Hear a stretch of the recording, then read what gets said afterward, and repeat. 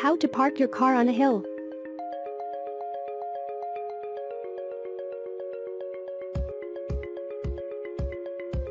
If you are parking your car facing uphill, make sure you leave the car's length space behind your vehicle.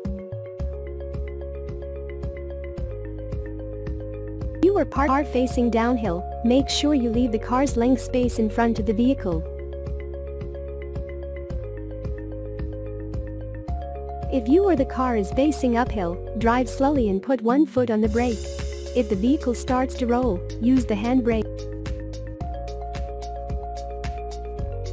When you are parking, make sure that no other car is coming either from the front or behind your back. Check your mirrors carefully. While leaving your car, make sure that your vehicle is in parking gear. You must engage the handbrake before leaving the car. On a downhill slope, you have to depress brakes more to avoid rolling forward, and do the same on the uphill slope to prevent rolling backward. Thank you.